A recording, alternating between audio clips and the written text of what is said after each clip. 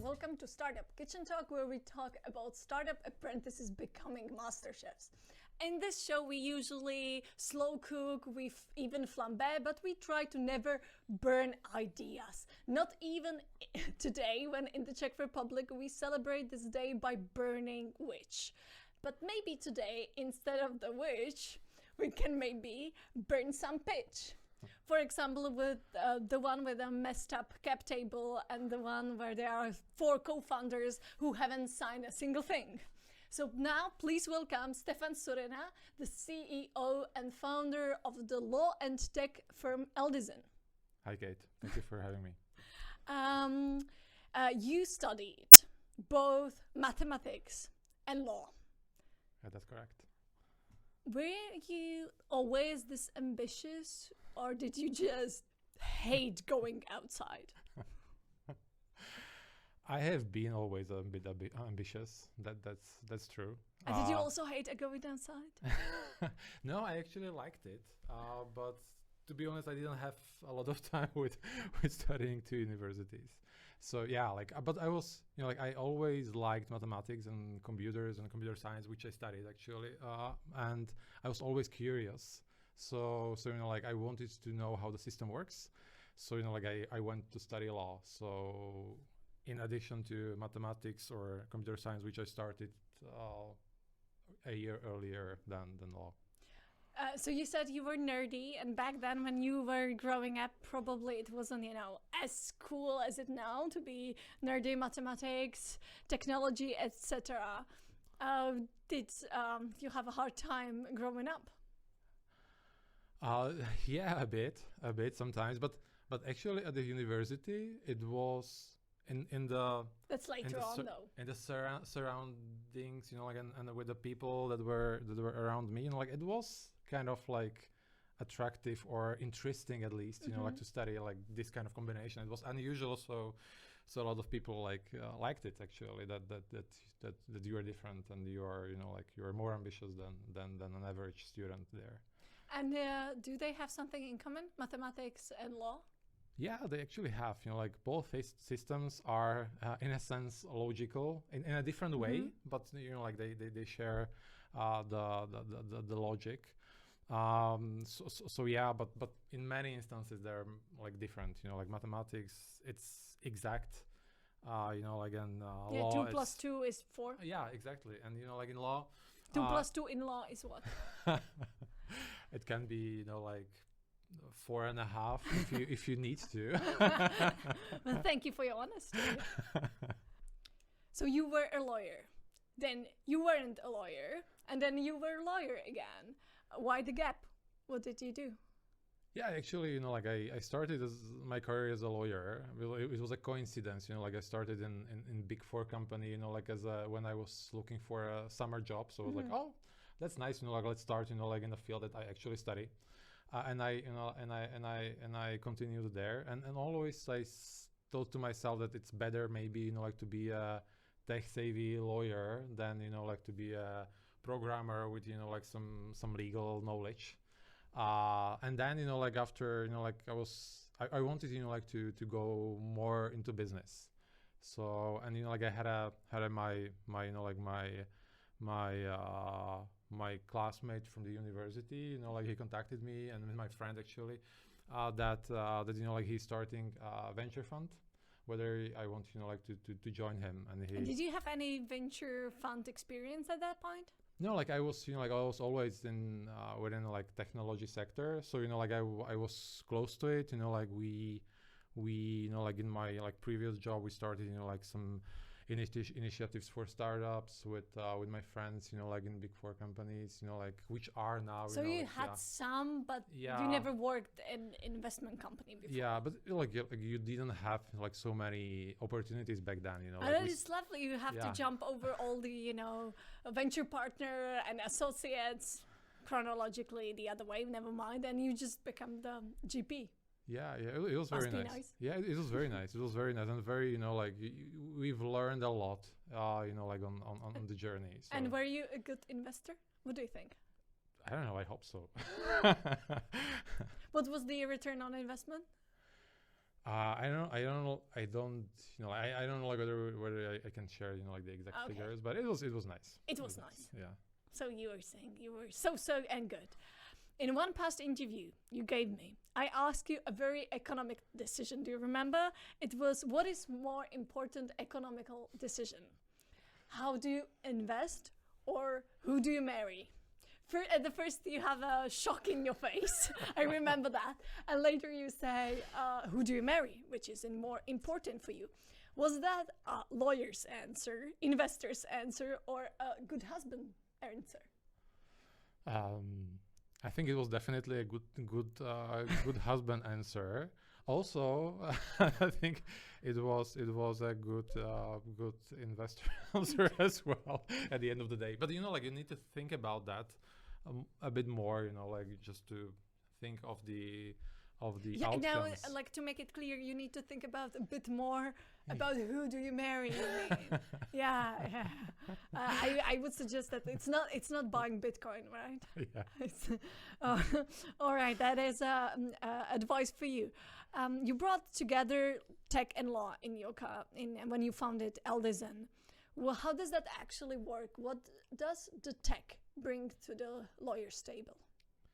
We actually we have seen, like, and especially like in my venture capital adventure, we have also helped startups, like from the venture capital perspective, from the investor's perspective, and we've seen, like that the mindset that we were like coming, like to the startups and like how we helped them was from the perspective that we really wanted, like the startup to grow and to add value and money actually like that, like and like the team, like that I brought, like to Eldison was, like with this mindset. So we really wanted to help companies grow, and like, and with early stage companies and with also later stage companies, like if you are working with tech companies, you need to be like very tech savvy. And like with my background, like we were thinking like how we can do that, and we started to also build our own tech if we haven't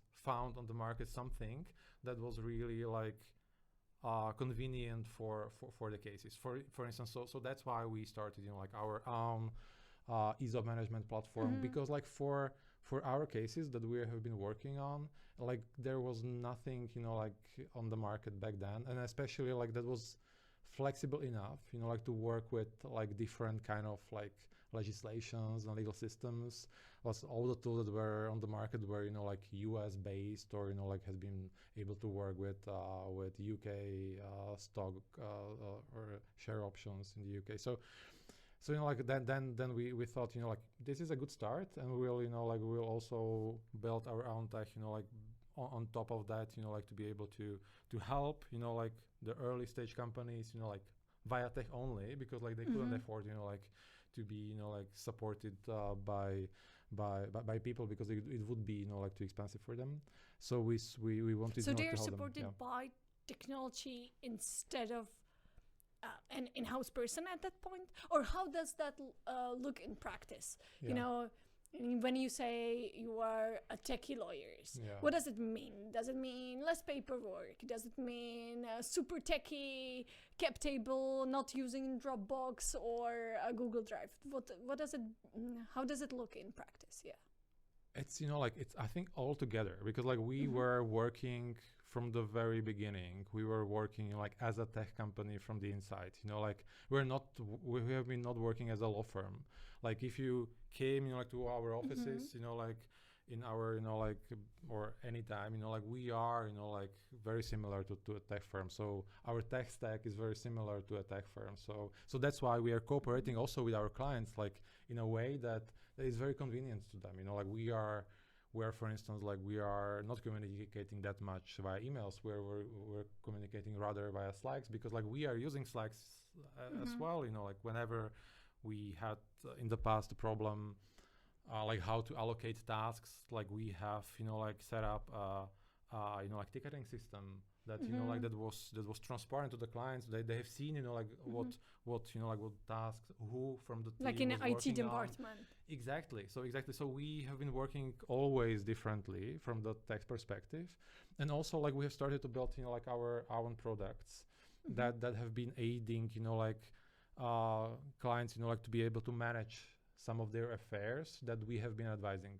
on. So for instance, like imagine that you want to set up a ESOP scheme with us. Like if you are an early stage company, you just like can go on our website and like you can pick an option that is most convenient. Typically you start with a very simple like phantom plan or something like that, and you can just swipe your credit card and like start awarding options. So and that it's that easy, instead of like when we first started to work on a ESOP plan with one of our first clients, it was like it took a year. I was like we can't. Yeah, I've seen those free calculators, and you can just put the information there, swipe a credit card, and buy an ESOP. Yeah, option. exactly. And you have everything there. You have like legal documents, you have like management platform, you have the communication platform to your employees, so you can see like how much you have awarded, and the people can see like what's their options or what's their phantoms or what's their stock worth at the time. Don't worry, we're gonna break down those words a bit later. But now I got the idea. How does the company break down? Is it like 50-50 tech developers versus lawyers? No, we're still, like we are like 50 to 60 people now, and the tech team is, like up to like 10 people. So it's still, like much more lawyers than the developers. And how is the communication between those two teams? Now it's quite good now, but like in the past, like we have faced many challenges. For example, especially like the like the mindset of the teams is different in a way, like how they work with the customers. For instance, like product teams and developers, like they are trying to build products that are an answer to a common problem that many customers are facing. So like the conversation with the customer, they treat as an input rather than like as a request, like that they need to solve in any case. And the lawyers or the service people are typically like when a customer like approaches them, like they want to solve the problem always, and like they want, even though the solution is very bespoke, very specific, they want to solve it because like that's how they are used to work. And like if you put like these two mindsets together, it's like then the product person comes like and listens to the same customer and treat it like that's a good input for our like product development.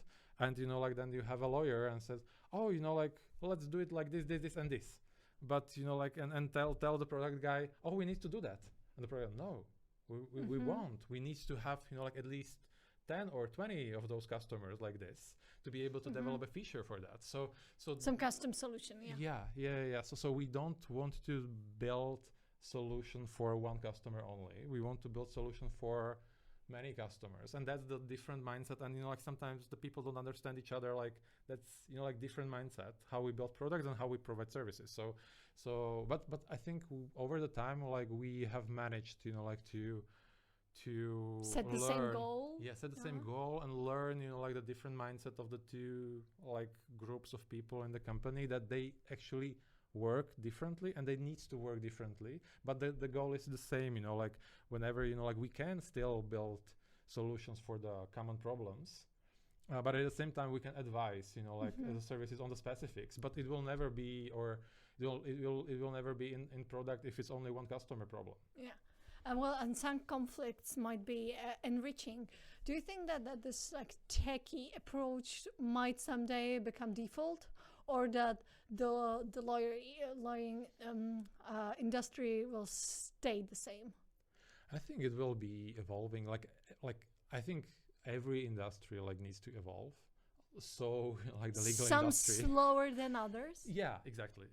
You know, like something it's you know like more traditional, let's say it in this way. I think it was like Yeah. last month or 2 months ago when Deutsche Bank put down the press release that they will no longer in 2025 accept fax machines. Yeah. Yeah, that's fine. So as I say, sometimes it takes time. And speaking of time, where do you stand the future of those like two legs that Eldison stand on? Because one leg is the techie leg, one leg is the lawyer leg. Will you divide those two companies, or will it be the same? What's the future in like 5 years? Yeah, like we have actually like we had you know like many like different approaches in the past. You know, like we had a period of time where we treated the both companies as like totally separate and wanted you know like to build it as a separate companies, but it didn't work very well. So we thought you know like it's like because like they are complementary in a way. So we want to build it you know like as a one company that you know like that really helps each other.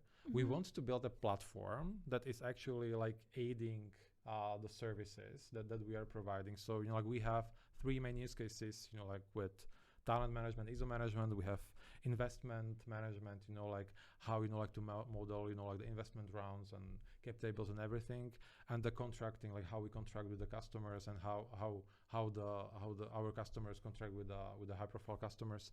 And we want to have you know like the service part, but we don't necessarily want to advise on stuff that is you know like that is common in the industry. So you don't want you know like to be providing services that you know like that are you know like very template oriented. So we want you know like in services we want to be very you know like very niche, you know like with very much added value. And in tech you know like those common problems we can build you know like into our product portfolio. So so this is the approach that we are taking, you know like something that we don't want to advise on something that is common. You already mentioned ESOP. I want to follow up on that because there is this hot and cold debate, especially on LinkedIn. Sometimes it is used as ammunition to throw some dirt at the government. Yeah. But you work with ESOPs in practice. So do startups actually want them, or is the whole debate slightly meta? I think they want them. They want them, but you know like not everyone. It need like they need to fulfill certain requirements, you know like for them to be attractive as a motivational instrument, because like ESOPs are a way of sharing the success or sharing the growth, motivating. So you need to be at least a growing company that at least grows like 20 to 25% per year, you know like to be able to showcase that those instruments make sense.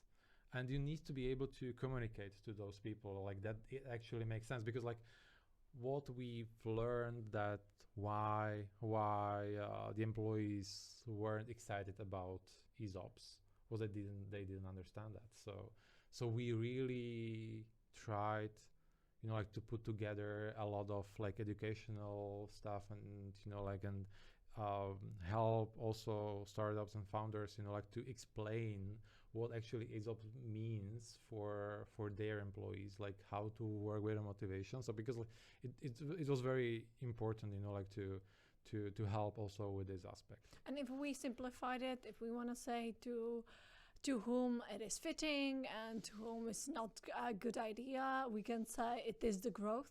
Yeah, like, mainly. Yeah. Mainly. So if you don't grow fast, like 25% is ambitious, but I know you are.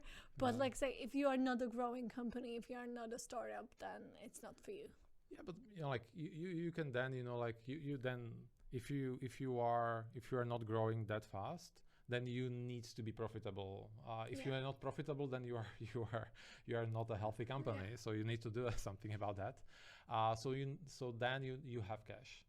And then you don't need that. Then you not don't need that, and like maybe it's better like to like to give like your employees cash, and then they can invest into some instruments that they will believe that will grow more than your company. If your projected growth is like 5 to 10%, like you can find on the market like some opportunities that are more attractive than that. So so that's the whole play. Like if you are not ambitious enough to grow, ESOPs are not a great instrument. Like, and then you will not play a good role in the motivation. And the motivation, sure, makes sense.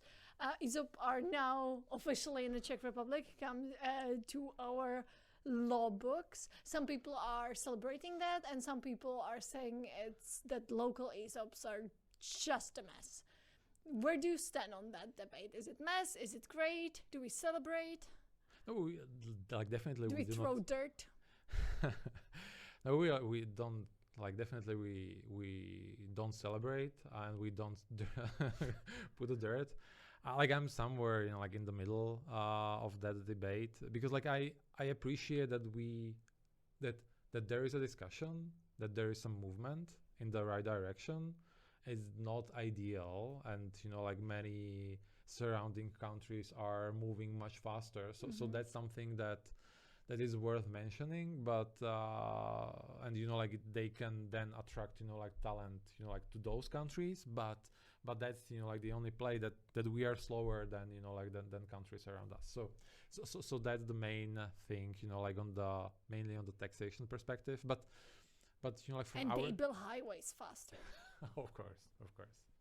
So what is the biggest obstacle when implementing ESOPs? Are we talking legislation, the taxation that we have in our local form, or the fact that most people still think that Phantom is just a comic book character?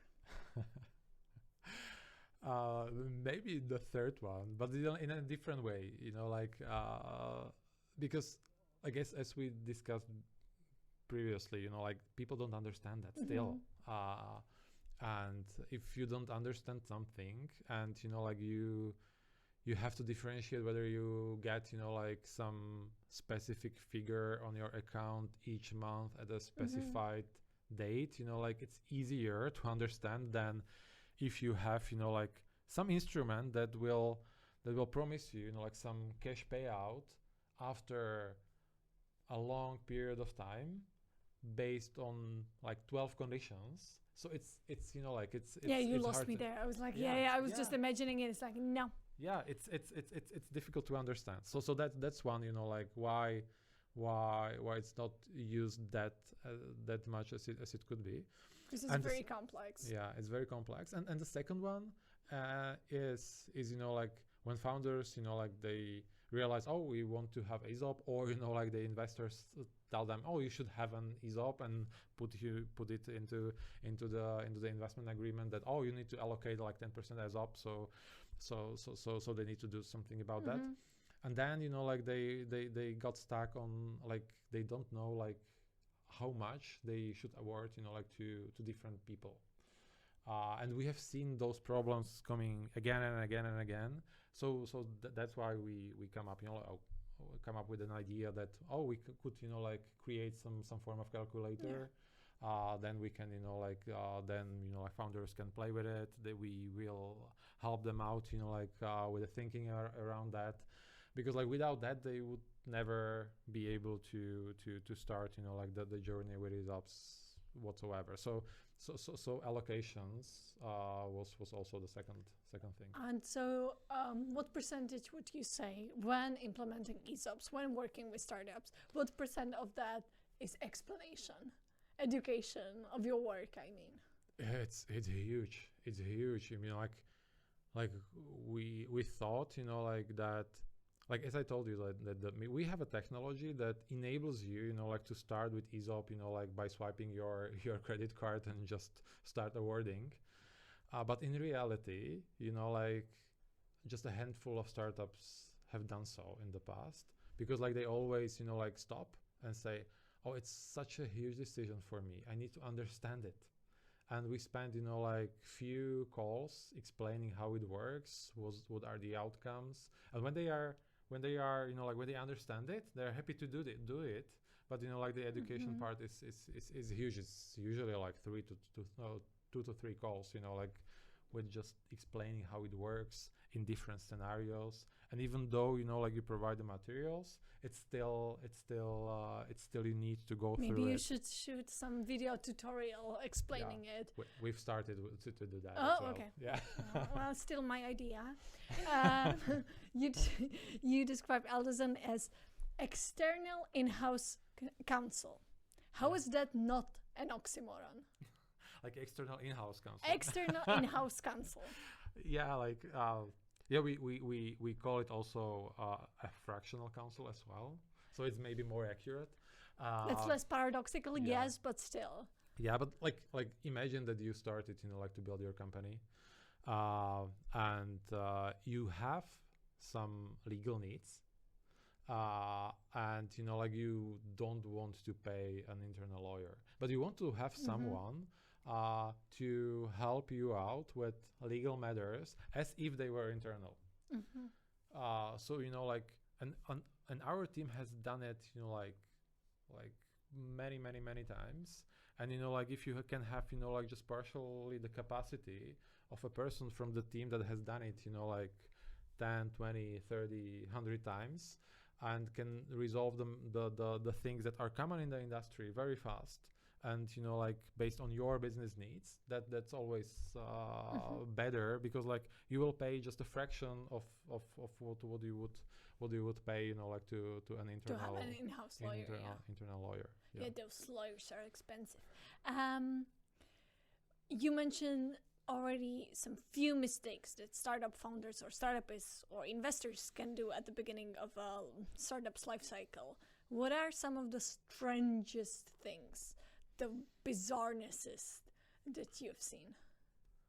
Bizarrenesses, there are many of them. And it's also it's connected, to how the ecosystem is changing over time. And I think that there has been a lot of discussions around how are local investors investing, and what they want to see as a terms of their investments. So just I thought that the market has shifted in a way that we are having investors that are more upside looking and not protecting their downside in a venture capital. Yeah. And those it's still going on. It's still going on. And actually yesterday I had a conversation with a founder, and he was like, oh, I want to raise some funds, and I got a CLA on the table, and was like, I don't know what to do it, because it was. You need to explain that. Yeah, it was it was a loan, not to the company, but to myself. And and they wanted to me to the physical of the founder, to the natural person, the founder, and they actually wanted to me to sign a promissory note. So they and the venture capital is about investing in the venture, not in the person, person, and you want to differentiate the two. You don't want to be on the hook. You say you were investing in a team, but just figuratively, legally, you're investing in the company. Yeah, exactly, because who from the founders would be willing to risk if they will be risking their personal asset, their house, will be endangering the family, which actually still is on the market, and some investors want to endanger it because they want to protect their downside, and it's not a great practice, but and that was yesterday. And that was yesterday, because I thought you're gonna go 5 years ago I've seen this messy cap table. I didn't think you're gonna say yesterday. Yeah. It's surprising, because I thought and there are a lot of good VCs on the market already that have the right mindset, the upside looking, because when you are upside looking, then you don't care that much about the downside. but you really do everything what you can to support the growth of your I think company. somebody calls this a venture capital. So you think that the strangest thing that it's still going on, the biggest of bizarrenesses is investors still protecting first and foremost their assets? Yeah, like that's one. There are many of like this kind of like instances, like that. Can you think of another one? Yeah, like you have, for instance, like we have seen investors owning like 40% of the startup. Then the startup like came to us, like, oh, like, let's help. Like, can you help us, like to raise, like another round, like Series A? Like it will be like really difficult, and it was actually difficult. And did you manage though? And we didn't actually. Like we really tried a lot.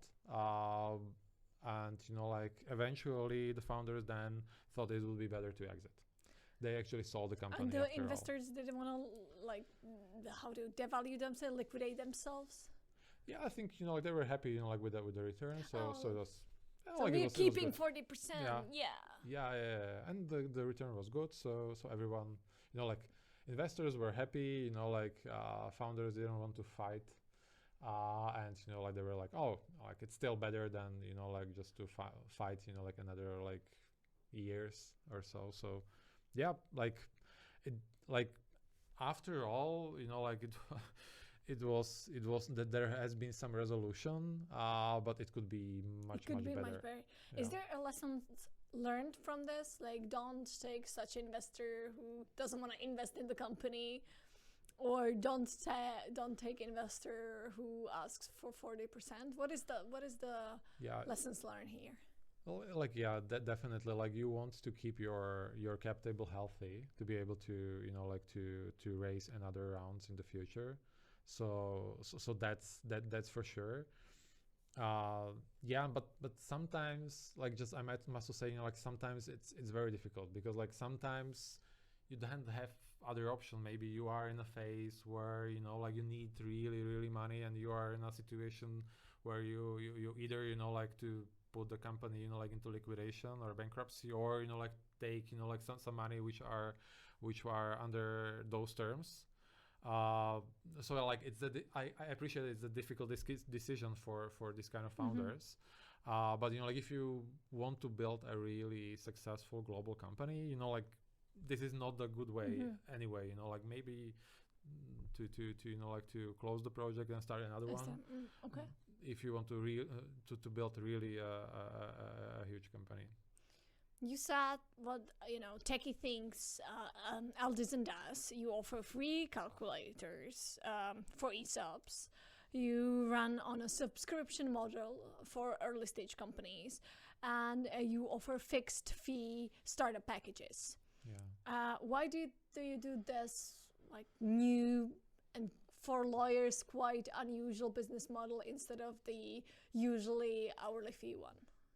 Yeah, we are trying like to be transparent and to be fair, like to the founders that we work with, because like sometimes it's very tricky for founders, like to employ a lawyer if you don't know like how much it would be.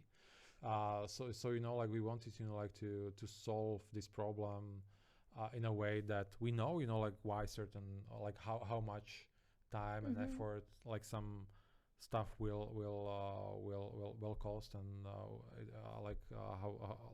how much we need to spend on it. So it's just fair, like to even up, like this information asymmetry, to bring down and transparently say this will be this price, and it's just fair. For a subscription model, like we are like our technology we are providing as a as a SaaS, as a software as a service. So then subscription is natural part, and we also like do subscription for partially for services as a fractional counsel model. So companies can pay like a fraction of the lawyer's cost, like to be able to have someone on call, to have someone, like that will resolve certain matters, like in your life cycle. So it's just, a mirroring, like the need of the startup founders in different life cycle moments of their startup. So like you want to raise funds, you want to know, like how much it will cost. If you are, like if you have an operational matters, and you want to budget it, like on a yearly basis, that this will cost, like like 500 euros per month. So you can do that with this model. Because it's repetitive, Because right? it's repetitive, and we can manage it in a way that it works, like for both parties. And does this model brings enough money? Does it work as a business model? Yeah. But you need to be careful, like how you evaluate and how you do that. But yeah, like it's a fair model. Sometimes you a bit investing in are you investing in founders, because in that relationship? Yeah, because they have they have more legal needs, like in the beginning, and then they don't need that much. And in traditional model, you would build it like in the very beginning. With a subscription model, you would just have it, you would have it divided in time, so you get money a bit later. But it's typically for early stage founders, which is fair, because we still feel with many things that we are doing that we want to support the early stage founders to grow, and this is one way how you can support it. Yeah, me personally, I have a strong beef with subscription models on everything. Yeah. But I got to say, in this case, it makes sense. How are other law firms on the local lawyering playgrounds? Do they accept the innovation, or do they, talk shit about you? No, I don't think I don't think that there is shit going on around us. I hope so.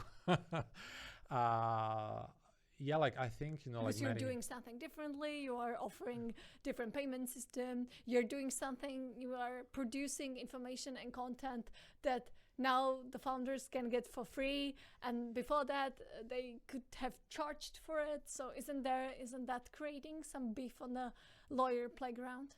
I don't think so. And especially in our field, the lawyers are trying to be innovative in a sense. So I think in many instances we see that they what we do, they see it as inspiration for their model. So I think I don't feel that they are offended too much by our approach. I hope so. Speaking of how law firms treat you, you already talked about how startups need to be considered startups. They need to grow, they need to scale, and you followed the trajectory from the early stage, but all up to Series A and Series B on the US market. Yeah. How do those big US law firm, corner office, Manhattan View, $1,500 per hour, how do they treat you? How do they treat you as a slightly smaller European company? It's tough, to be honest. Because we are regularly facing this kind of challenges whenever we are representing a startup in Series C, and they've seen they you are against a big law from the US, and we are a small niche practice for them, and we are facing challenges who the hell is this? But but we usually are very strongly supported by the founders, and we we are with those deals, and after a transaction typically it's a very good feedback on the cooperation, and they and then they will say, oh, it was good. It was because even though we are a niche practice, many people from the firm has a good background from that they have been in a big firms before, so they have just changed the way how they provide the value, but but the experience is there, so you don't face then the challenge that you have not done the job properly, we actually do. And then also this is appreciated also by the big law firms, like from venture funds from the US as well. So it's like tough school. Do you see any of those big ass companies from United States doing the same, like launching free calculator, running on subscription model? Is there a trend there as well? Yes, definitely. And like you have for instance, like you have companies and Silicon Valley, for instance, like big laws that are like running this kind of programs for startups that they are like putting like giving away like for free like a lot of content. They even try to like subsidize some early stage founders by like giving like free advice until some stage. But the downside, like the opposite side is like that whenever they reach the stage, they will just get a bill. And I heard a lot of stories, like when founders in the US just got a bill for $1 million for legal services for the past 2.5 years, and they have never received a note from these offices that like they will be actually charged, like after raising a seed round. And like it's really then it's really like it's really difficult for the founders, because like if you raise 2 million and you need to like to pay 1 million for legal fees, even though it should be or could be expected based on their terms, but like if the lawyers are not like communicating that regularly, it's a tough. That must be some hour rate for that. Yeah. And so you mentioned the Series C big ass American law company. Did I imagine them correctly? All of them, bill $1,500 per hour. All of them have corner offices with a Manhattan view, and all of them look like supermodel. Is that correct?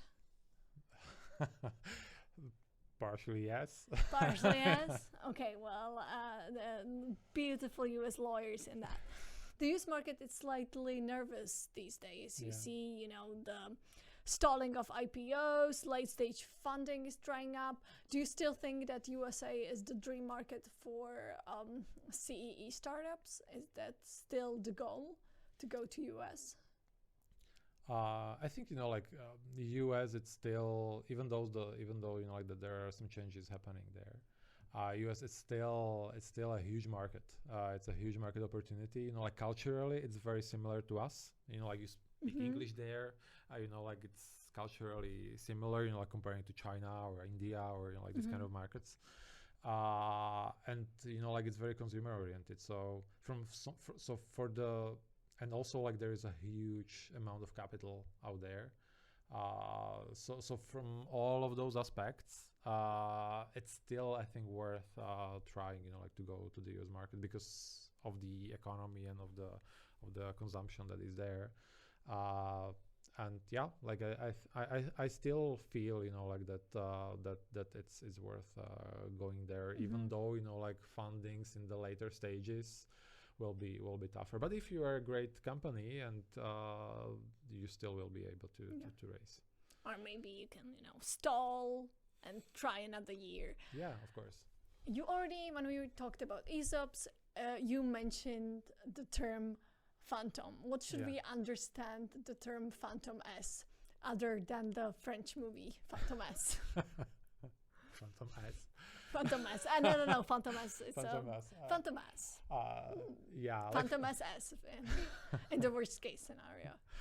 Yeah, like Phantom, like it's just like a mimic of the like real options or real share schemes. So basically, it's a contract. It's just a contract between the company and the participant of the program. That will that will actually provide you with the value of the delta between the value of the company now when you enter the program and the value of the company at exit or at your exit. So you don't hold any actual shares. You don't hold any actual shares, but the mechanics and like the logic behind that is the same as Okay. if you had as if you owned options or shares. So that's why like it's very good way to start, because like you can have phantoms from the very beginning and it's easy to start with. You just like start with all the economy and like you set it up. You delimited the pool and everything like that. And whenever you are big enough and you want like to do it like more like asset based in an asset based way, you always can change that. So this is this is I think good way to start, and especially if you don't have an incentivized schemes here, and this is what we discussed now, would be before. It's a good way to start now. If there Doesn't was that offer more ways how can startup founder be eventually screwed over? What do you mean, like? Because screwed it over? Yeah. still seems like maybe just from greenhorn point of view, it seems like when you hold an actual shares, Yeah. it is like set in stone and you Yeah. are there and you Yeah. have the rights, right? Yeah. At this virtual ones, first of all, I feel the same thing like when it's a contract when my friend explained me NFTs, but again to this, it's just a contract and you don't hold any actual shares. Does it offer any way that you can in the end be screwed over, or is it similarly safe? I think it's similarly safe because like even though like you have in many other jurisdictions, or like you own actually the assets or the options, it's very rare that you would have also like the voting rights and like this kind of like rights that would entitle you with the ownership. So typically the options and the assets are like connected to like just the value, which is also provided by the contract. So this is like this is something that that brings you like very similar treatment in this sense. The downside could be taxation, and that's why all of the discussion is going on. Because like the phantoms are very similar as if you had an option to share in Czechia. So there is no difference basically, or very limited difference, like in this treatment. So then it's no brainer, like to start with phantom and change it in the future. And especially if you go abroad, for instance, like if you scale to the UK or scale to the US and you want to hire talent there, and whenever they have an incentivized scheme, you need to have an incentivized scheme as well, because like it would be, like from the motivational perspective, like if you have a great candidate and you have, like an incentivized scheme in the UK and your competitor has an incentivized scheme in the UK and you don't have it, then then the candidate would probably, like if you are not a much greater company, they will opt for that one, because like they will know that they will get more from the program. So from the founder's perspective, what is the difference between phantom and the true ESOP? Like mainly the main difference, like is that the phantom is just a contract.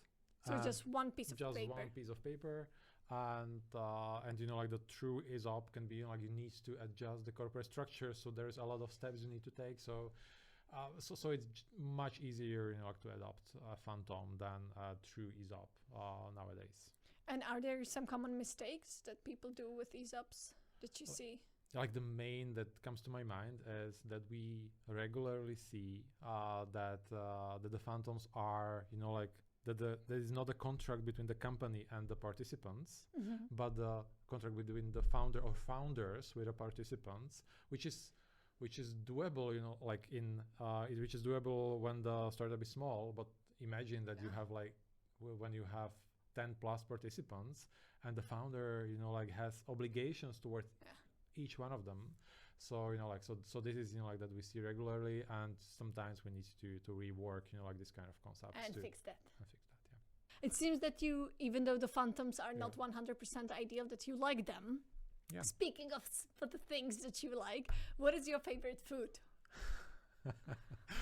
Yeah, like many people know about me that you know, like I actually like I'm selecting my food you know, like not according to like whether it's meat or vegetable, but like what's the side, and I really liked like rice. Please don't check the expiration date. Thank you so much. Thank you. Plain rice. Yeah, and even like when I was at the university, you know, like students don't have much money. I was like eating like plain rice just for, you know, like the whole day. And do you like your work cases to be as simple as plain and plain as rice? Yeah, because like it's make the things easier. So yeah. Yeah, choose rice over pasta. And speaking of the food, I am obliged to ask, as every guest I have on, what is the weirdest food you've ever eaten? Weirdest food, you know, like every time, you know, like I'm thinking about food and, you know, like some negative experiences with the food. Like the only thing which comes to my mind is when we, you know, like when we were traveling with my then future wife. Yes. Future wife in Southeastern Asia. I think we were in Thailand. Then that one that was better investment than your portfolio. Yes. Yeah, exactly that one. And you know, like we've been, you know, like and I was able and I was preparing myself for for proposing her at that time. And we went for a food, and we were, you know, like, and we got some food, like, we went to the restaurant, but, you know, like, the food was brought from the outside, so it was like some kind of like a street food. And, you know, like, then we went to an island where I proposed, and when we were canoeing back from that island, and I was like, she so said dizzy. yes, I guess, I presume. Yeah, she said yes, and I was so, you know, like, feeling unwell, and she as well. I was like, is this, you know, like, because of the food or because of, you know, like the having, you know, it was the food. But it lasted, you know, like for the 2 days after that, so it was definitely a food. What food poisoning, what an engagement celebration. Yeah, what an engagement celebration, exactly. I hope that your progress will stick with you as this sticky rice. I just made that up. Thank you so much for being with us today. Thank you, Stefan. Kate. Thank you for having me. Thank you.